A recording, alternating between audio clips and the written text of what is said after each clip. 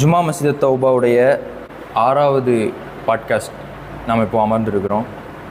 இதில் நம்ம கூட பேசுகிறதுக்காக வேண்டி மௌலவி நூஹ் அல்தாஃபி அவர்கள் நம்மளோட இணைந்திருக்கிறாங்க. அஸ்ஸலாமு அலைக்கும். வலைக்கும் ஸலாம் வரஹ்மத்துல்லாஹி வபரகாத்துஹு. நல்லா இருக்கீங்களா சார்? அல்ஹம்துலில்லாஹ். அல்ஹம்துலில்லாஹ். சரி, இன்றைக்கி நம்ம எதை பற்றி டிஸ்கஷன் பண்ண போகிறோம் அப்படின்னா, இறைவன். அதாவது மனிதர்கள் இந்த பூமியில் வந்ததிலிருந்து அவங்கவுங்களுக்கென ஒரு கொள்கை கோட்பாடு, அவங்கவுங்களுக்கென ஒரு இறைவன் கடவுள், தனக்கு எது பெனிஃபிட் பண்ணுதோ அது இறைவன். அந்த மாதிரிலாம் நிறைய கொள்கைகள் இருக்குது. உதாரணத்துக்கு சூரியனை வழிபடக்கூடியவங்க இருக்கிறாங்க. சூரியன் நமக்கு ஒளி தருது, அந்த சூரியன் மூலமாக விவசாயம் நடக்குது அப்படிங்கிறதுக்காக வேண்டி சூரியனை வழிபடக்கூடிய ஒரு குரூப்பு.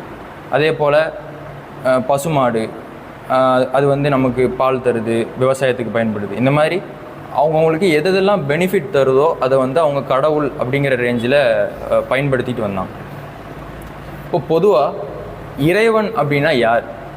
இதுதான் நம்மளுடைய முதல் கேள்வியாக வச்சுக்கோம். இறைவன்னா யார்? அல்ஹம்துலில்லாஹ் வஸ்ஸலாத்து வஸ்ஸலாம் அலா ரசூலில்லாஹ் முஹம்மது இப்னு அப்துல்லாஹி ஸல்லல்லாஹு அலைஹி வஸல்லம். அபாத். அல்ஹம்துலில்லாஹ், ஒரு நல்ல ஒரு முயற்சி. மாஷா அல்லாஹ். தொடர்ந்து நீங்கள் இது பண்ணிகிட்ருக்கிறீங்க. இது உம்மத்துக்கு நல்ல செய்திகள் போய் சென்றடையும். அந்த அடிப்படையில் இந்த டிஸ்கஷனை முக்கியமான டைட்டிலாகவே அல்லாஹ் யார், படைத்தவன் யார் அப்படின்றது தான் உங்களுடைய முதலாவது கேள்வி.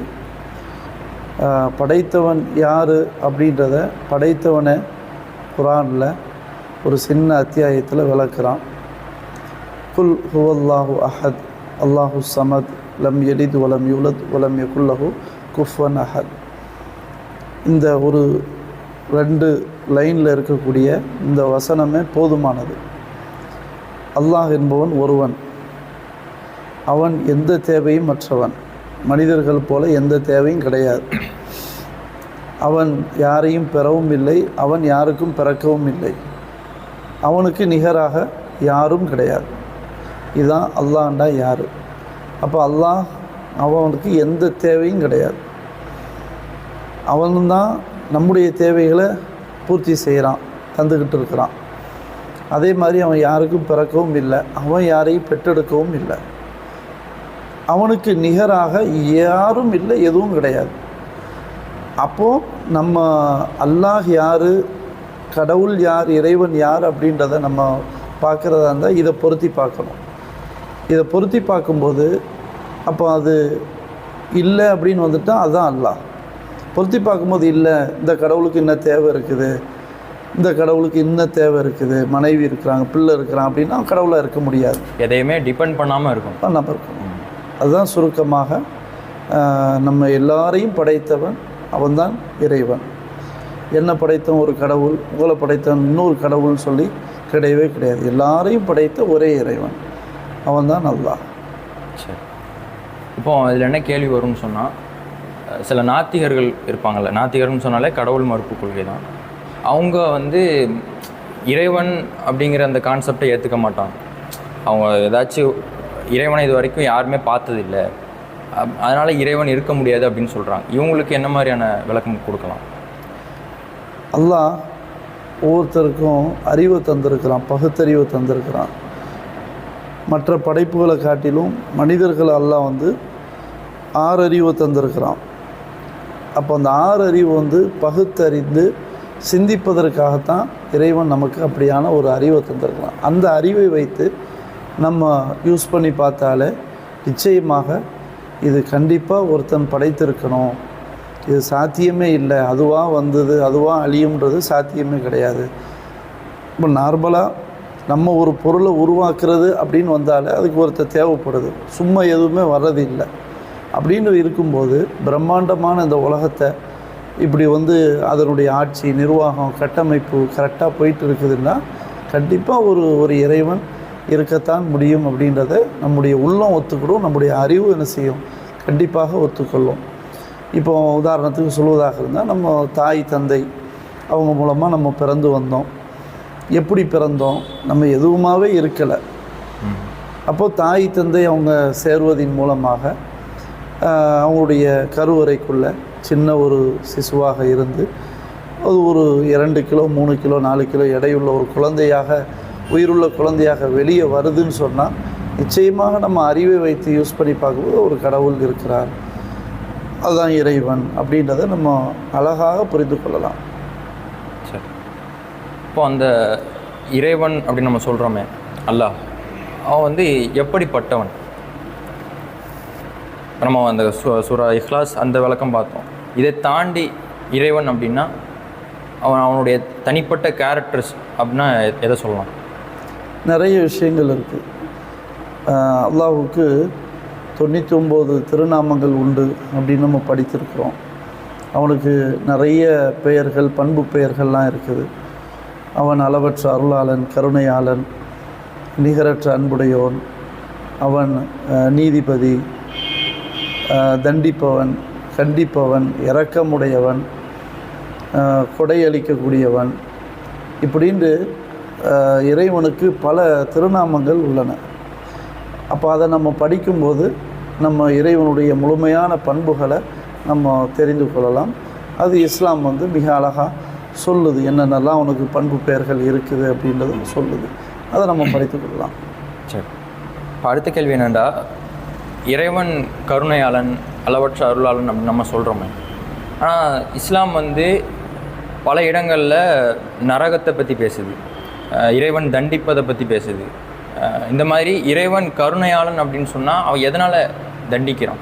இப்போது கிறிஸ்தவர்கள் எடுத்துட்டிங்கன்னு சொன்னால் அவங்க என்ன சொல்லுவாங்கன்னு கேட்டால், இயேசு வந்து மிகவும் அன்பானவர், நம்ம அவங்கள ஏற்றுக்கிட்டால் நம்மளுடைய பாவங்கள் எல்லாத்தையும் மன்னிச்சுப்பாங்க, அவங்க வந்து இந்த மாதிரி தண்டிக்கிறது அந்த மாதிரிலாம் இதெல்லாம் அவங்கள்ட்ட இல்லை. இப்போ இஸ்லாம் சொல்லக்கூடிய அந்த கருணையாளன், இறைவன் கருணையாளன்டா அவன் தண்டிக்கிறத எப்படி நம்ம புரிஞ்சு கொள்வது? அதாவது இறைவன் தான் நம்ம அல்லான்னு சொல்கிறோம், அந்த அல்லாஹ் கருணையாளன்னு நம்ம சொல்கிறோம். அப்போ அப்படின்னு இருக்கும்போது அவன் தண்டிக்கிறத எப்படி புரிஞ்சிக்கிறது? அதானே கேள்வி. தண்டிப்பதும் இறைவனுடைய கருணை தான், தண்டிப்பதும் இறைவனுடைய கருணை தான். இப்போ தண்டனைன்னு எடுத்துக்கிட்டால் பல வகை இருக்குது. ஒன்று, இந்த உலகத்திலேயே ஒரு மனுஷன் நல்லா தண்டிச்சிடறான். என்ன காரணம் அப்படின்னு சொன்னால், நாளை மறுமையில் அவனுக்கு தண்டனை கொடுக்காமல் இருப்பதற்காக அந்த மாதிரி எல்லாம் இந்த உலகத்திலேயே ஒரு மனுஷனை அவன் செஞ்ச பாவத்துக்கு தண்டனையை கொடுத்துட்றான். இன்னொன்று, அதன் மூலமாக மற்றவர்களும் பார்த்து திருந்த வேண்டும் என்பதற்காக. அப்புறம் அவனே வந்து தன்னுடைய பாவத்திலிருந்து மீண்டு அவன் நல்லவனாக மாறணுன்றதுக்காக அல்லாஹ் இப்படி ஒரு தண்டனையை கொடுக்குறான். இது ஒரு வகை. மறுமையில் கொடுக்குற தண்டனை இருக்குது, அதுவும் இறைவனுடைய கருணையை தான் வெளிப்படுது. ஏன் அப்படின்னு கேட்டால், அங்கேயும் தண்டனையை கொடுத்துட்டு திரும்ப அல்லாஹ் வந்து அந்த தண்டனை கொடுத்த பிறகு சொர்க்கத்துக்கு அனுப்பிடுறான். அப்போ அங்கேயும் இறைவன் கருணையாளன் அப்படின்றது தான் அல்லாஹ் என்ன செய்கிறான், நிரூபிக்கிறான். இன்னொன்று, அல்லாஹ் உடனுக்குடனே தண்டனை கொடுக்கறது இல்லை. அல்லாஹ் கருணையாளன் அப்படின்னா எல்லா இடத்துலையும் அல்லாஹ் கருணையாளனாக தான் இருக்கிறான், தண்டிக்கிறதுலையும் கருணையாளனாக தான் இருக்கிறான்.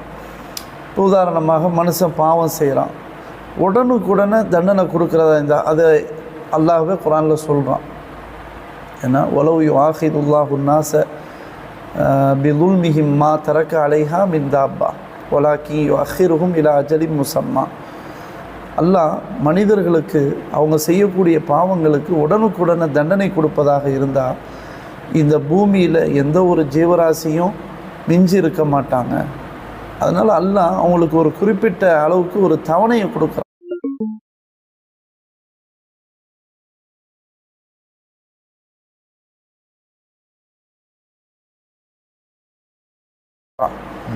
அப்போ உடனுக்குடனே தண்டனை கொடுத்து அந்த உலகத்தில் யாருமே இருக்க மாட்டோம். அப்போ அல்லாஹ் இங்கேயும் கருணையை வெளிப்படுத்துகிறான். திருந்து, இதை வாய்ப்பாக பயன்படுத்து, திரும்ப திரும்ப அதை தப்பை செய்யாத, நீ மாறு அப்படின்னு அல்லாஹ் என்ன செய்கிறான், விட்டு பிடிக்கிறான். அதையும் மனுஷன் கேட்காதனால, இதை தவணையை ஏற்றுக்கொள்ளாதனால தொடர்ச்சியாக அந்த பாவங்களை செய்யும்போது அல்லாஹ் என்ன செய்யறான்னா தண்டனையை கொடுக்குறான். அப்புறம் அல்லாஹ் எஜமான், அவன் நீதிபதி, அவன் சும்மா அல்லாஹ் தண்டனை கொடுக்க மாட்டான். அவன் நீதியான அடிப்படையில் தான் தண்டனையை கொடுப்பான். அவன் செஞ்ச பாவத்துக்கு தக்க தண்டனையை கொடுப்பான். எவன் தண்டனையை பெறானோ அவன் உணருவான், சரிதான் நம்ம அவ்வளோ பாவம் செஞ்சுருக்கிறோண்டு அவன் என்ன செய்வான், உணருவான். அப்படி எத்தனையோ பேர் உணர்ந்து அவங்க பாவங்களை விட்டு விலகி மனிதர்களில் புனிதர்களாக என்ன செஞ்சுருக்கிறாங்க, மாறி இருக்கிறாங்க. அதனால் அல்லாஹ் கருணையாளன் அப்படின்றத எல்லா சூழலையும் அல்லாஹ் கருணையாளனாகத்தான் இருக்கிறான் அப்படின்றதுக்கு இது ஒரு பெரிய எடுத்துக்காட்டு. சரி, அடுத்து என்ன கேள்விண்டா, அல்லாஹ் வந்து சிலரை வாழ்க்கை முழுவதும் சோதனைக்குட்படுத்தியே சில பேரை வச்சுக்கிறான். சில பேர் எப்படின்னா சின்ன வயசுலேருந்தே ரொம்ப கஷ்டப்பட்டு வளர்ந்துப்பாங்க, அதுக்கப்புறம் வளர்ந்து முடிஞ்சதுக்கப்புறமும் ரொம்ப ஏழ்மையான சூழல், இந்த மாதிரி அதுக்கப்புறம் நோய், சிரமம், சில பேர்த்துக்கு கணவன் இழந்துப்பாங்க, இந்த மாதிரி உறவுகளை இழந்துப்பாங்க. இந்த மாதிரி வாழ்க்கை முழுக்க அல்லாஹ் வந்து சில பேரை சோதனை உட்படுத்திகிட்டே இருக்கிறான். எதனால் அப்படி அல்லாஹ் பண்ணுறான்? அல்லாஹ் சோதனையே சிலருக்கு இல்லை, எல்லாருக்குமே சோதனை தான்.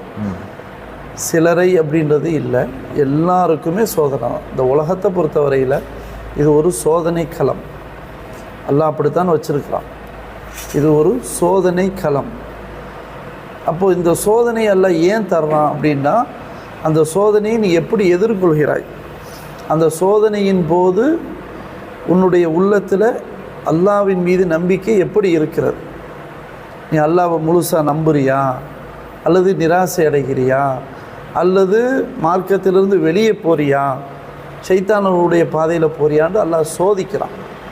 அப்போ சோதனைகளுக்கு காரணம் நீ எப்படி இருக்கிறான்னு புரிந்து கொள்வதற்காக தான். குர்ஆன் சொல்லுது, அல்லதி ஹலக்கல் மூத்த ஒல் ஹயாத்த லியபுலுவக்கும் ஐயுக்கும் அஹ்சனு அமலா. வாழ்வையும் இறப்பையும் உங்களுக்கு நான் தந்தது நீங்கள் அந்த நேரத்தில் எப்படி நல்ல காரியங்களை செய்கிறீங்க அப்படின்னு சோதித்து பார்ப்பதற்காக தான். இது ஒன்று. இன்னொன்று, நம்ம நினைக்கலாம் சிலருக்கு எல்லாம் சோதனை கொடுக்குறான் அப்படின்னு நம்ம சொல்வதுக்கு காரணம், சிலரை பார்க்குற எப்போவுமே சோதனை அனுபவிச்சுட்டு இருக்கிறாங்க. ஆனால் நம்ம என்ன சொல்கிறோம்னா, அவங்களுக்கு பார்க்கும்போது நமக்கு சோதனைன்னு தெரியுது. அதே சமயத்தில் இன்னொரு சாராரை பார்த்தா நல்லா இருக்கிறாங்க, செல்வம் செழிப்பாக இருக்கிறாங்க, நிம்மதியாக இருக்கிறாங்கன்னு நம்முடைய கணிப்பு தான் தெரியுது. ஆனால் ரெண்டுமே அல்லாஹ் கொடுத்த சோதனை தான். செல்வத்தை கொடுத்தாலும் சோதனை தான், செல்வத்தை குறைத்து கொடுத்தாலும் சோதனை தான். இப்போ நம்ம என்ன விளங்கக்கூடாதுன்னா, நல்ல செல்வம் செழிப்பாக இருக்கிறவங்க பார்த்தா நல்ல சோதனையே இல்லாமல் நிம்மதியாக இருக்காங்கன்னு நினைக்க முடியாது. இன்னும் சொல்ல போனால், யார் நம்ம கண்ணுக்கு முன்னாடி பாதிக்கப்படுறாங்க, சோதனைக்குள்ளப்படுறாங்கன்னு நம்ம நினைக்கிறோமோ, அவங்கள விட மிகப்பெரிய சோதனை அனுபவிக்கிறது வந்து நிம்மதியாக நம்ம யார் இருக்கான்னு நினைக்கிறோமோ அவங்களுக்கு தான் சோதனை அதிகம். எந்த அளவுக்கு அல்லாஹ் பொருளாதாரத்தை அல்லாஹ் நிறைய அள்ளி கொடுக்குறானோ அவங்களுக்கு நிறைய சோதனை அல்லாஹ் கொடுக்குறான். அதாவது இன்னொரு இடத்துல அல்லாஹ் சூரத்து கஹ்ஃப்ல அல்லாஹ் பேசுகிறான், இன்னா ஜஅல்னா மா அலல் அர்தி ஸீனத்தல் லஹா லினப்லுவஹும் அய்யுஹும் அஹ்ஸனு அமலா. இந்த பூமியவே நம்ம ஒரு அலங்காரமாக ஆக்கியிருக்கிறோம். எல்லாம் பில்டிங்கு, காரு, தோட்டம் எல்லாம் அல்லாஹ் வந்து செல்வம் செழிப்பாக நம்ம வந்து கொடுத்துருக்குறோம். ஏன் அந்த நேரத்தில் அவங்க எப்படி செயல்படுறாங்கன்றது நம்ம சோதித்து பார்க்குறதுக்கு தான். அல்லாஹ்வை மறந்து செயல்படுறாங்களா, அல்லது தன்னுடைய ஆற்றலில் தன்னுடைய திறமையினால தான் நாங்கள் இப்படி இருக்கிறோன்னு நினைக்கிறாங்களா அப்படின்னு அல்லாஹ் சோதித்து பார்க்குறது தான் அல்ல என்ன செய்கிறான், கொடுக்குறான். எனவே சோதனை என்பது சிலருக்கு மட்டுமல்ல, எல்லாருக்குமே சோதனை தான். அந்த உலகமே சோதனை களம்தான். அந்த அடிப்படையில் அல்லாஹ் எல்லாருக்குமே சோதனை கொடுக்குறான். காரணம், அந்த நேரத்தில் நீங்கள் எப்படி இருக்கிறீங்கன்றதுக்காக வேண்டி. பல குர்ஆனில் பேசுகிறான், சிலருக்கு நம்ம சோதனையை கொடுக்குறோம். எப்படி சோதனை கொடுக்குறோம், அவங்கள கண்ணியமாக வாழ வச்சுருக்கிறோம், அருள் கொடைகளை கொட்டுறோம். இந்த நேரத்தில் மனுஷன் இப்படி பேசுகிறான், என் இறைவன் என்னை நல்ல முறையில் வச்சுருக்கிறான் அப்படின்ட்டு பேசுகிறான் மனுஷன் அப்படின்ட்டு அல்லாஹ் சொல்கிறான். அதே சமயத்தில் அல்லாஹ் இன்னொருத்தருக்கு சோதனையை கொடுக்குறான், அதே மாதிரி பொருளாதாரத்தை எடுத்து. அப்போ அந்த மனுஷன் வந்து உடனே மாறிடுறான், என் இறைவன் என்னை இழிவுபடுத்திட்டான், கேவலப்படுத்திட்டான், நல்ல இடம் வைக்கவே இல்லை அப்படின்ட்டு பேசுகிறவங்க இருக்கிறாங்கன்றதை எல்லாம் என்ன செய்கிறான்னு சொல்கிறான். எனவே சோதனையின் போது மனிதன் ஒரே எண்ணத்தில் அல்லாஹ்வை பற்றியுள்ள அந்த நம்பிக்கை கரெக்டாக இருக்கணும் அப்படின்றது தான் அதனுடைய இது. அதனால் எல்லாரையுமே அல்லாஹ் முழுக்க என்ன செய்கிறான், சோதிக்கிறான். இந்த சோதனைக்கு அப்பாற்பட்டு எந்த ஒரு மனுஷனும் இல்லை என்பது தான் நம்மளால் புரிந்து கொள்ள முடிகிறது. சரி, இப்போ நீங்கள் சொன்னீங்க சோதனை வந்து எல்லா மனிதர்களுக்கும், அதாவது ஒரு ஒரு அடல்ட் அப்படிங்கிற அந்த அந்த ரேஞ்சில் உள்ள எல்லாத்துக்குமே சோதனை அப்படின்னு சொல்லுவோம். ஆனால் இப்போது பிறந்த குழந்தைங்க, அதாவது பாவமே செய்ய அந்த மதி கூட இல்லாத அந்த குழந்தைங்க எதனால் வந்து சோதனைக்கு உட்படுத்தப்படுது? இப்போது பிறந்த குழந்தைங்களே இறந்து போயிடுது, அதுக்கப்புறம் அதுங்க ஏதாச்சும் நோயோட பிறக்குது. இந்த மாதிரி பாவமே இல்லாத குழந்தைங்களுக்கு எதனால் இவ்வளோ கஷ்டங்களை இறைவன் ஏற்படுத்துகிறான்? இதுவும் அந்த வகையில் உள்ள ஒன்று தான். முதல்ல நம்ம விளங்கணும், அல்லாஹ் படைப்பாளன். அவன்கிட்ட நம்ம கேள்வி கேட்க முடியாது, அவன் தான் நம்மளை கேள்வி கேட்க முடியும். ஏன் இப்படி படைச்சா, ஏன் இப்படி சோதனையை கொடுத்தான்னு கேட்கவும் முடியாது. லா யுசாலு அம்மா எஃபாலு ஒஹும் யுசாலு. அவன் என்ன செஞ்சான்ட்டு யாரும் கேள்வி கேட்கக்கூடாது. நம்ம என்ன செஞ்சோன்னு அதான் அவன் என்ன செய்வான், கேள்வி கேட்பான். இது ஃபஸ்ட்டு விஷயம். ரெண்டாவது, படைத்தவனுக்கு தெரியும் ஏன் நம்ம இந்த சோதனையை கொடுக்குறோன்றது தெரியும். இப்போ குழந்தைகளெல்லாம் வந்து சில குழந்தைகளை ஊனமுற்று பிறக்கிற ஒன்று, அதே மாதிரி பார்வை இழந்து பிறக்க வைக்கிறது, அதில் உடலில் ஏனைய குறைபாடுகளோடு பிறக்க வைக்கிறது. அப்புறம் குழந்தை வெளியே வந்ததுக்கு பிறகு கூட பல சோதனைகள், அந்த பிள்ளைகளுக்கு நோய்கள் இப்படி நிறைய வருது, இறப்பு செய்திகள், இந்த மாதிரி நிறைய நம்ம கேட்குறோம். இப்போ இதை பொறுத்த வரைக்கும் பிள்ளைகள் வந்து பாவம் செய்யாதவங்க தானே, அதனால் அவங்களுக்கு அது தண்டனை இல்லை, சோதனை தான். ஆனால் அந்த சோதனை பெற்றோர்களுக்கு, குழந்தைகளுக்கு கிடையாது. அந்த சோதனை வந்து பெற்றோர்களுக்கு. இந்த நேரத்தில் அந்த பெற்றோர்கள் எப்படி இருக்கிறாங்க, அவங்க பெற்றெடுத்த அந்த குழந்தைக்கு சோதனை இறைவன் புறத்திலிருந்து வரும்போது அவங்க எப்படி இருக்கிறாங்க அப்படின்றத சோதித்து பார்க்குறதுக்கு தான் அல்லாஹ் என்ன செய்கிறான், அப்படி கொடுக்குறான்னு நம்மளால் புரிந்து கொள்ள முடிகிறது. உண்மையான அந்த நுட்பம் அறிவு அல்லாட்ட தான் இருக்குது. ஆனால் நம்மளால் சில காரணங்களை புரிந்து கொள்ள முடிகிறது. அதே மாதிரி சமூகத்துக்கும் சோதனை தான். இந்த குழந்தைகளுக்கு இப்படியான ஒரு இது வரும்போது இங்கே நடந்ததுக்காக இங்கே நம்ம சும்மா உட்காரலை, எல்லாருமே உலகமே சேர்ந்து கவலைப்படுது. அப்போது எல்லாத்துக்கும் சோதனை தான். அதை பார்த்து மனுஷன் எப்படி இருக்கிறான். ஏன்னா இறைவன் வந்து சோதனையை கொடுப்பதே மற்றவர்கள் பார்த்து திருந்தணுன்றதுக்காகவும் ஒரு காரணமாக அல்லாஹ் சொல்கிறான் குர்ஆன்லையே. ஸோ அதனால் குழந்தைகளுக்கு அல்லாஹ் இப்படியான ஒரு துன்பங்களை கொடுக்குறான் அப்படின்றது வந்து நம்ம எப்படி எடுத்துக்கொள்ளணும்னு சொன்னால், இது நமக்கு சோதனை, பெற்றோர்களுக்கு சோதனை, எல்லாருக்கும் சோதனை ஒன்று. ரெண்டாவது, அல்லாஹ் இதன் மூலமாக பெற்றோர்களுடைய உள்ளங்கள், சமூகத்தினுடைய உள்ளங்கள், பெற்றோர்களை சார்ந்து இருக்கக்கூடிய உறவினர்கள், அந்த குழந்தையினுடைய உறவினர்களுக்கு உள்ளங்கள் எல்லாத்தையும் எல்லாம் பக்குவப்படுத்துகிறான். அந்த இரக்கத்தன்மையை வெளிப்படுத்துகிறான், இரக்கத்தன்மையை உருவாக்குறான். அதனால் இப்படியான பல காரணங்கள் கண்டிப்பாக இருக்கும். எனவே இதை நம்ம வந்து பாவம் செய்யாத அந்த குழந்தைகளை ஏன் அல்லாஹ் சோதிக்கிறான் அப்படின்னு நம்ம வந்து அல்லாஹ்வின் மீது ஒரு தீய எண்ணம் கொள்ளாமல் நல்ல எண்ணம் கொண்டு, அது அல்லாஹ்வுக்கு தெரியும். உதாரணமாக ஒரு சின்ன விலங்கினம் இருக்குது, அது வந்து தாய் என்ன மிதித்தாலும் அதுக்கு ஒன்றும் வழி தெரியாது. அப்போ வழி தெரியாது. சில இது இருக்குது, அந்த தாயே பிள்ளையை சாவடிச்சிடும். இப்படியான ஒரு நிலையெல்லாம் இருக்குது. நம்ம நிறைய இதை படிச்சிருக்கிறோம். இதெல்லாம் தாண்டி படைத்தவன், அவனுக்கு தெரியும் எப்படி இருக்கணும். அதனால் இது வந்து பெற்றோர்களுக்கு கூலி கொடுப்பதற்காக, அவங்களுக்கு சொர்க்கத்தை அல்லாஹ் கொடுப்பதற்காக, பிள்ளைகளையும் சொர்க்கத்தில் பார்த்து ரசிப்பதற்காக அல்லாஹ் ஏற்படுத்தக்கூடிய பல காரணங்கள் இருக்கலாம். அல்லாஹ் மிக்க அறிந்தவன். சரி, அடுத்த கேள்வி என்னென்னா, சில பேர்த்துக்கு வாழ்க்கையில் நிறைய கஷ்டங்கள் இதெல்லாம் இருந்தாலுமே அவங்க தொடர்ந்து பிரார்த்தனை செஞ்சுக்கிட்டே இருப்பாங்க. ஒரு கட்டத்தில் என்ன சொல்கிறாங்கன்னு கேட்டால், எங்களுடைய பிரார்த்தனை வந்து இறைவன் கேட்கவே மாட்டேங்கிறான், அதை வந்து அக்செப்ட் பண்ணவே மாட்டேங்கிறான், சின்ன வயசுலேருந்தே நாங்கள் இதை கேட்டுட்டு தான் இருக்கோம், எங்களுக்கு எதுவுமே இறைவன் தர மாட்டேங்கிறான், அந்த மாதிரிலாம் சில பேர் சொல்கிறாங்க. இதே உங்களுடைய பார்வையில் எப்படி பார்க்குறீங்க? அதாவது அல்லாட்ட நம்ம கேட்குறோம், கேட்ட உடனே நடக்குது, நம்ம நடக்கணும்னு நினைக்கிறோம். அது முதல்ல தவறு. அது ஏண்டா அல்லாட்ட நம்ம கேட்ட ஆர்டர் போட்ட மாதிரி ஆயிரும் ஒன்று. ரெண்டாவது, சில இது நம்ம கேட்போம், அல்லாஹ் தரமாட்டான். ஆனால் அதனுடைய உண்மையான இது வந்து அல்லாஹ்வுக்கு தான் தெரியும். சில இதை நம்ம கேட்போம், கேட்டதே அது வந்து தவறானதாக இருக்கும்.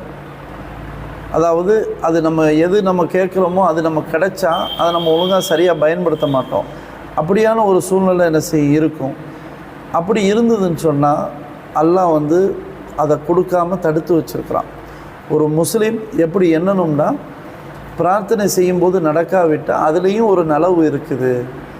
ஏன்னா நபிகள் நாயகம் ஸல்லல்லாஹு அலைஹி வஸல்லம் மிக தெளிவாக சொன்னாங்க, ஒருத்தர் வந்து கேட்டு அல்லாட்ட பிரார்த்தனை செஞ்சு அது நடக்கலைன்னா நம்ம எப்படி விளங்கணும்னா, கொஞ்சம் தாமதமாக அல்லாஹ் தருவான். இப்போ கேட்குறோம், இப்போ தரலைன்னா பின்னாடி தருவான். அதுக்கு டைம் எடுக்கும், அல்லாஹ்வுக்கு தெரியும். இன்னொன்று, நம்ம கேட்குறது மூலமாக நமக்கு ஏற்படக்கூடிய சில துன்பங்களை விட்டு அல்லாஹ் என்ன செய்கிறான், அகற்றுறான். 2. 3வது, இது 2 எதுவுமே நடக்காட்டாலும் நாளைக்கு மறுமையில் அல்லாஹ் என்ன செய்கிறான், கூலியாக தருவான். அப்போ ஒரு முஸ்லீம் வந்து ஒருவர் இறைவனை எப்படி நினைக்கிறதுன்னு சொன்னால் இந்த அடிப்பெல்லாம் நினைக்கணும். அதனால் கேட்ட உடனே கிடைக்கல, ஒரு சோதனையை நம்ம அனுபவிச்சுட்டு அந்த சோதனையை விடு அப்படின்னு சொன்னால் அதை அகற்றலைன்னு சொன்னால் நம்ம விளங்கணும், அல்லாஹ்வுக்கு தெரியும், அதனுடைய உண்மையானது அல்லாஹ்வுக்கு தெரியும். அதனால் நம்ம வந்து கேட்டது கிடைக்கிறது அல்லாஹ் குர்ஆனில் மிக தெளிவாக சொல்கிறான். உங்களுக்கு தெரியாது, எனக்கு தெரியும். நீங்கள் ஒன்றை விரும்புவீங்க, ஆனால் நீங்கள் விரும்பினது உங்களுக்கு அது கேடாக வந்து முடியும். அதே மாதிரி நீங்கள் ஒன்றை வெறுப்பீங்க, ஆனால் நீங்கள் வெறுக்கிறது இருக்குதே அது சரியானது இல்லை, அதுதான் உங்களுக்கு நன்மையாக வந்து நிற்கும். அதனால் வல்லாஹு யஅலமு வஅன்தும் லா தஅலமூன், அல்லாஹ்வாகி எனக்கு இதை பற்றி தெரியும், உங்களுக்கு இந்த நாலேஜ் இல்லை. அப்போ நம்ம இப்படி விளங்கணும். நம்ம கேட்டு கிடைக்கலன்னு சொன்னாலோ, நம்ம ஒரு நோயிலிருந்து அகப்பட்டு அதிலிருந்து உடனடியாக நிவாரணம் கிடைக்கவில்லை என்றாலோ, இதிலும் ஒரு நன்மை இருக்கிறது, அது நமக்கு தெரியாது அப்படின்னு நம்ம விளங்கணும். அல்லாஹ் மிக்க விளங்கியவன். சரி, அடுத்த கேள்வி என்னென்னா, அல்லாஹ் வந்து தான் நாடியவங்களுக்கு நேர்வழி தர்றான், தான் நாடியவர்களை வழிகேட்டில் விட்டு விடுறான். இது வந்து குர்ஆனுடைய ஒரு வசனம். இதை வந்து எப்படி புரியணும் கரெக்டாக? அதாவது அல்லாஹ் தான் இறைவன், அவனுடைய படைப்பு தான் நம்ம எல்லாருமே. அப்போ சில பேர்த்துக்கு மட்டும் அல்லாஹ் நேர்வழியை தரானே, சில பேர்த்துக்கு மட்டும் அல்லாஹ் வழிகேட்ட தரானே அப்படிங்கிறத இப்படி நம்ம சரியான விளக்கம் புரியணும், எப்படி புரியணும்? அல்லாஹ் சிலருக்கு நேர்வழியை கொடுக்குறான், சிலருக்கு தீய வழியை கொடுக்குறான். இது எப்படி புரிஞ்சுக்கிறது? இதுவும் அல்லாஹ்வுடைய நாட்டத்தில் உள்ளது தான், நம்ம கேள்வியாக கேட்க முடியாது. நம்ம நேர்வழியில் இருக்கிறோம்னா அல்லாஹ் கொடுத்த கிஃப்ட்டு. ஒருத்தர் தீய வழியாக இருக்கிறான்னா அதுவும் அல்லாஹ்வுடைய நாட்டத்தில் உள்ளது. அல்லாஹ் யாருக்கு நேர்வழியை கொடுக்குறானோ அவனுக்கு வந்து கெட்ட வழியை தீய வழியை யாரும் கொடுக்க முடியாது. யார் அல்லாஹ் வழி கெடுக்கணும்னு நினைக்கிறானோ அவனுக்கு யாரும் நேர்வழியை கொடுக்க முடியாதுன்றது அல்லாஹ் தான் சொல்கிறான். இன்னும் சொல்ல போனால் அல்லாஹ் வந்து பலரையும் அல்லாஹ் வழிகேட்டில் தான் நான் வச்சுருக்கிறேன், சிலர்களை நேர்வழியில் வச்சுருக்கிறேன்னு அல்லாஹ் சொல்கிறான். அப்படின்னு இருக்கும்போது இது அல்லாஹ்வுடைய நாட்டத்தில் உள்ளது. ஏன் நீ இவனுக்கு நேர்வழி கொடுத்தா, ஏன் இவனுக்கு கெட்ட வழியை கொடுத்தான்னு நம்ம அல்லாஹ்ட்ட என்ன செய்ய முடியாது, எதிர்கேள்வி கேட்க முடியாது. எல்லாம் அல்லாஹ் வந்து நுட்பமானவன், அவனுக்கு தெரியும் அப்படின்றது தான் நம்ம என்ன செய்யணும், விளங்கி கொள்ளணும். அதே மாதிரி ஒரு கெட்ட வழியில் இருக்கிறவங்கள நம்ம பார்க்கும்போது அப்போ அல்லாஹ் நமக்கு நேரான வழியை தந்திருக்கிறான்னு அல்லாஹ்வுக்கு நம்ம நன்றி செலுத்தணும். இன்னும் நம்ம நேர்வழியில் உறுதியாக இருக்கணுன்றதையும் இதால் நம்ம என்ன செய்யலாம், புரிந்து கொள்ளலாம். அதனால் அல்லாஹ்வுடைய நாட்டத்தில் உள்ளதுன்றதை தெளிவாக நம்ம விளங்கி கொள்ளலாம். சரி, அடுத்த கேள்வி வந்து இளைஞர்களுக்கான கேள்வி. அதாவது ஒரு இளைஞன் வந்து தனிமையில் அல்லாஹ் நம்மளை கண்காணிக்கிறான் அப்படிங்கிற உணர்வு வந்து பெரும்பாலும் உள்ள இளைஞர்களுக்கு இல்லாமல் இருக்குது. அல்லாஹ் நம்மளை வந்து கண்காணிக்கிறான், இந்த பாவத்தை நம்ம செய்யக்கூடாது. தனிமையில் நிறைய பேர் அந்த பாவத்தில் ஈடுபட்டு அதிலிட்டு வெளியே வராமல் நிறைய பேர் வந்து கஷ்டப்பட்டுட்டு இருக்கிறாங்க. இப்போ அல்லாஹ் நம்மளை எந்நேரமும் கண்காணிச்சிட்டு இருக்கிறான் அப்படிங்கிற அந்த உணர்வை எப்படி நம்ம வந்து கெயின் பண்ணிக்கலாம், எப்படி நம்ம பெற்றுக்கலாம்? இது அல்லாஹ்வுடைய சிந்தனை நமக்கு இருக்கணும். எப்போவுமே அல்லாஹ்வுடைய சிந்தனை இருந்துன்னு சொன்னால் அல்லாஹ்வுடைய பயம் ஆட்டோமேட்டிக்காக வந்துடும். எப்போ நம்ம உள்ளத்தில் வந்து அல்லாஹ்வை நம்ம சிந்திக்கலையோ மறக்கிறோமோ அப்போ பாவங்களை துணிஞ்சு செய்ய ஆரம்பிச்சிருவோம். அப்போ நம்முடைய இது எப்படி இருக்கணும்னா, இறைவன் நம்ம பார்த்துக்கிட்டே இருக்கிறான், கண்காணித்து கொண்டு இருக்கிறான் அப்படின்றத நம்ம வந்து அதை சிந்தனைக்கு கொண்டு வந்தால் தான், அந்த பயம் உள்ளத்தில் இருந்தால் தான் நம்ம வந்து சரியானதை செயல்பட முடியும். ஸோ அந்த விஷயத்தில் வந்து நம்ம வந்து எப்பவும் நம்ம அல்லாஹ்வுடைய சிந்தனையில் இருக்கணும். அதனால தான் அல்லாஹ் குர்ஆனில் பல இடங்களில் சொல்ல, நீங்கள் என்ன நினச்சிக்கிட்டே இருக்கேன், நான் உங்களை நினச்சி பார்க்குறேன் அதே மாதிரி அல்லாஹ்வை நீங்கள் நின்ற நிலையில் நினைவு கூறுங்க, உட்கார்ந்து இருக்கும்போது நினைவு கூறுங்க, படுத்துட்டு இருந்தாலும் நீங்கள் நினைவு கூறுங்க. ஏன்னா அல்லாஹ்வுடைய நினைவில் இருக்கும்போது நம்ம வழிகேட்டில் தவறான பாதைக்கு நம்ம போக மாட்டோம். ஷைத்தான் நம்மளை வந்து நம்மளால் வழிகெடுக்க முடியாது. ஏன்னா நம்ம அல்லாஹ்வுடைய சிந்தனையில் இருக்கிறதுனால. அடுத்தது அல்லாஹ்வுடைய மார்க்கத்தில் நம்ம இருந்து செயல்படுத்தும் போதும் நம்ம அல்லாஹ்வுடைய அது கண்காணிப்பு நமக்கு இருக்குதுன்றதை தெளிவாக புரிந்து கொள்ளலாம். அதனால் இதில் நம்ம ஒரு பாவம் செய்ய போகிறோம் அப்படின்ட்டு வரும்போது அதை நினைக்கும்போது டக்குன்னு அல்லாஹ்வுடைய சிந்தனை என்ன செஞ்சிடணும், வந்துடணும். ஏன்னா நமக்கு தெரியும் அல்லாஹ் வந்து கண்காணித்து கொண்டிருக்கான். எந்த அளவுக்கு உலகது ஹலக்கனல் இன்சான ஒ நஅலமு மா துவஸ்விசு பிஹி நஃப்ஸுஹு. அல்லாஹ் சொல்கிறான், மனுஷன் நம்ம படைத்தோம், அதே மாதிரி அவன் என்ன முணங்குறானோ அது கூட நமக்கு தெரியும், நினைக்கிறது தெரியும். அது மட்டும் இல்லை, ஒ நஹனு அக்ரபு இலைஹி மின் ஹப்லில் வரீத். பிடரி நரம்பை விட நம்ம ரொம்ப அருகில் அவர் இருக்கிறோம் அப்படின்னு அல்லாஹ் என்ன செய்யறேன்னு சொல்கிறான். அப்படின்னா ரொம்ப சமீபத்தில் எல்லாம் உட்காந்துருக்கிறோம், நம்ம கண்காணிச்சுட்டு இருக்கிறோம், உன்னை நான் முழுசாக வாட்ச் பண்ணுறேன்னு அர்த்தம். அப்போ அப்படின்னு இருக்கும்போது நம்ம அல்லாஹ்வுடைய சிந்தனை இருந்துச்சோன்னா நம்ம இதில் நம்ம அல்லாஹ் கண்காணிக்கிறான்ட்டு நம்ம சொல்லி பயந்து நன்மைகளை செய்ய ஆரம்பிச்சிருப்போம், தீமைகளை ஒதுக்கியிருப்போம். உதாரணத்துக்கு சொல்வதாக இருந்தால், இப்போ ஒரு கம்பெனியில் நம்ம வேலை செய்கிறோம்.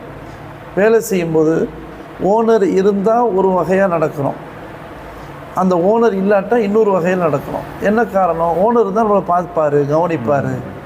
இப்போ சிசிடிவி கேமரா கிட்ட நிற்கும்போது ஒரு நிலை, அது எங்கே இல்லையோ அங்கே இன்னொரு நிலை. இப்போ என்ன காரணம்? சிசிடிவி கேமரா நம்ம ரெக்கார்ட் பண்ணிகிட்டு இருக்குதுன்னு நம்ம உணர்றோம். அப்போ இதெல்லாம் தாண்டி படைத்தவன் அவன் எல்லாவற்றையும் நம்மளை கண்காணித்து கொண்டிருக்கிறான்ற அந்த சிந்தனை நமக்கு எப்போ இருக்குதோ அப்போ நம்ம வந்து நல்லவெல்லாம் நம்ம இருக்கலாம். குறிப்பாக பாவங்கள் செய்யும்போது அல்லாஹ்வுடைய சிந்தனை நமக்கு என்ன செய்யணும், வரணும், அல்லாஹ்வுடைய பயம் வரணும். அப்படி வரும்போது நம்ம நல்லவர்களாக என்ன செஞ்சிடலாம், மாறிடலாம். இதுதான் அதனுடைய பதில். அல்லாஹ் மிக்க விளங்கிடும். இறுதியான கேள்வி, அதாவது இறைவன் ஒருவன் தான், அவனுக்கு கூட பார்ட்னர்ஸ் இந்த மாதிரிலாம் யாரும் இல்லை. அவன் அக்செப்ட் பண்ண ஒரே ஒரு ரிலீஜனும் இஸ்லாம் தான். குர்ஆன்லேயே அல்லாஹ் சொல்கிறான், இன்ன தீன இந்துல்லாஹி இஸ்லாம். இஸ்லாம் தான் அல்லாஹ்வின் பார்வையில் ஏற்றுக்கொள்ளப்பட்ட ஒரு மார்க்கம். இப்படி இருக்கக்கூடிய பட்சத்தில் எதனால் வந்து பல்வேறு விதமான மதங்கள், கொள்கைகள், கோட்பாடுகள், இப்போ அந்த இஸ்லாத்தையும் நீங்கள் எடுத்துட்டிங்கன்னு சொன்னால் அதுலேயும் நிறைய பிரிவுகள், அதில் ஒவ்வொருத்தருக்கும் ஒவ்வொரு கொள்கை, இந்த மாதிரிலாம் நிறைய பிரிவுகள் இருக்குது. இது ஏன் இதனால் எப்படி உருவாகிருக்கலாம்? இது வந்து இறைவன் ஒருவன் தான், அவனுடைய மார்க்கமும் ஒன்று தான், அவனுடைய அந்த மார்க்கத்திலையும் ஒரே ஒரு இதுதான் சத்தியமாக இருக்க முடியும். அப்போது இந்த இவ்வளோ பிரிவுகள் இதெல்லாம் வந்து உங்களுடைய பார்வையில் எதை எப்படி பார்க்குறீங்க? அதான் ஷைத்தான் அப்படின்ட்டு ஒருத்தன் இருக்கிறான்றதுக்கு இதெல்லாம் ஒரு பெரிய அடையாளம். ஷைத்தானை பொறுத்த வரைக்கும் அவனுடைய ரூட் என்னான்டா, மனிதர்கள் படைத்தவனை விட்டு நம்ம தூரமாக்கணும் அப்படின்றது அவனுடைய எண்ணம், அவனுடைய திட்டம். அதை இப்பவும் இல்லை, ஆதி மனிதர் ஆதம் அலைஹிஸ்ஸலாம் அவர்கள் முதல்ல இருந்து அல்லாஹ் வந்து அதை குர்ஆனில் மிக தெளிவாக சொல்கிறான். அங்கேருந்து வழிகெடுக்க ஆரம்பிச்சிட்டான். அப்போ அப்படி வழிகெடுக்கும்போது மனிதர்கள் வந்து அதுக்கு அகப்பட்டு உள்ளே நுழைஞ்சி பல கடவுள் அப்படின்னு வந்துடுறாங்க. ஸோ இந்த அடிப்படையில் தான் இப்படியே ஒவ்வொரு சமூகமும் அதில் வளர்ந்து ஷைத்தானுக்கு கட்டுப்பட்டு இருக்கிறதுனால தான் இப்படி வந்து பல கொள்கைகள், கோட்பாடுகள் வந்திருக்கு. ஆனாலும் அல்லாஹ் ஒவ்வொரு காலத்துக்கும் ஒரு தூதரை ஏற்படுத்தி மனிதர்களிருந்தே ஒரு மனிதரை சூஸ் பண்ணி அவங்களுக்கு தூதுத்துவத்தை கொடுத்து அந்த நபித்துவ பட்டத்தை கொடுத்து அந்த மக்களுக்கு நேரான வழியை சொல்லுங்கள், ஒரே கடவுள் தான், ஒரே இறைவன் தான், ஒரே மார்க்கம் தான். அப்போ அப்படி வந்து நீங்கள் சொல்லுங்கள், பல கடவுளை வணங்காதீங்க, பல கொள்கை கோட்பாடுகள்லாம் கிடையாது அப்படின்னு சொல்ல வச்சான். ஆதம் அலைஹிஸ்ஸலாம்லேருந்து இறுதி நபி முஹம்மது ஸல்லல்லாஹு அலைஹி வஸல்லம் வர்ற வரைக்கும். ஸோ அப்படி இருக்கும்போது இந்த மாதிரி ஏன் அல்லாஹ் ஏற்படுத்துகிறான்னா இப்படி இருக்கிறதுனால தான். பல கொள்கைகள் கோட்பாடுகள் இருக்குது, மக்கள் மத்தியில் அது பரவி இருக்குது, அதை தடுக்கணும் அப்படின்றதுக்காக வேண்டி தான் அல்லாஹ் இப்படி ஏற்படுத்துகிறான். அப்போ அப்படி ஏற்படுத்தப்பட்டது தான் இந்த ஒரு இறை தூதர்கள் வந்து மக்களுக்கு மத்தியில் ஒரே இறைவன், ஒரே கொள்கை அப்படின்றத போதிச்சாங்க. மக்கள் அதையும் மீறி வந்து ஷைத்தானுக்கு கட்டுப்பட்ட அந்த பல கடவுள் கொள்கை பல கொள்கைகளில் கவர்த்து அவங்க இன்னும் அதை வளர்ந்து வர்றதுனால இது இருந்துக்கிட்டு தான் இருக்கும் காலம் முழுக்க. அது அல்லாஹ் குர்ஆனில் பல இடங்களில் எல்லாரையும் பற்றி எல்லாம் பேசுகிறான். பல கடவுள்கள் அப்போலேருந்து இப்போ வரைக்கும் இருப்பாங்க, யுகம் முடிவு நாள் வரைக்கும் இருக்கத்தான் செய்வாங்கன்றதை அல்லாஹ் என்ன செய்யலாம் சொல்லிட்டான். எனவே இவங்களை தாண்டி நம்ம சரியான அந்த இறைவனை நம்ம தெளிவாக புரிந்து வணங்கணும் அப்படின்றது இதுவும் ஒரு சோதனை தான். அதனால் இதை நம்ம அந்த அடிப்படையில் இந்த காரணங்களை புரிந்து கொள்ளலாம்.